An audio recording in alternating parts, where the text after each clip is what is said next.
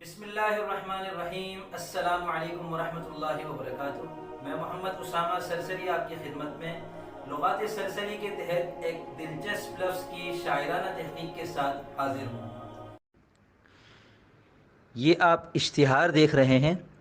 اگر آپ اشتہار دیکھنا نہیں چاہتے تو ویڈیو کو اسکپ کر لیں، اور اگر اپنی کسی کمپنی کا، کسی ادارے کا، کسی کاروبار کا یا اور کسی چیز کا اشتہار میری ویڈیوز میں شامل کرنا چاہتے ہیں تو مجھ سے واٹس ایپ نمبر پر رابطہ کر لیں۔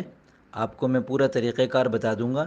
بس میری گزارش یہ ہے کہ اشتہار میں تفصیلات آپ بتا دیں گے، اسے شامل میں کروں گا تاکہ کاپی رائٹ کے مسائل نہ آئیں۔ لغات سرسری کے تحت آج کا لفظ ہے اجڑنا۔ اس لفظ کے مترادفات آپ کے سامنے آ رہے ہیں۔ اس کے کچھ عربی مترادفات ہیں، کچھ فارسی اور کچھ ہندی۔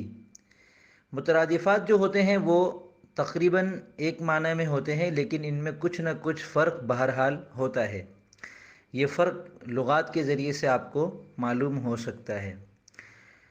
اس لفظ کا عروضی وزن ہے فعول، اور اس لفظ کا روی ہے زبر ڑ ساکن نا۔ اس کے ہم وزن قافیے اور تجنیسی قافیے بھی آپ کے سامنے آ رہے ہوں گے۔ ہم وزن قافیوں کا مطلب ہے کہ وہ قافیے جو اس لفظ کے ساتھ کسی بھی بحر میں استعمال ہو سکتے ہیں، اور تجنیسی قافیوں کا مطلب یہ ہے کہ اس لفظ اور ان قوافی میں زیادہ تر حروف ایک جیسے ہیں۔ حرف روی کے علاوہ بھی کچھ حروف ایسے ہیں جو ان میں ایک جیسے ہیں، جس کی وجہ سے الفاظ مزید خوبصورت لگتے ہیں۔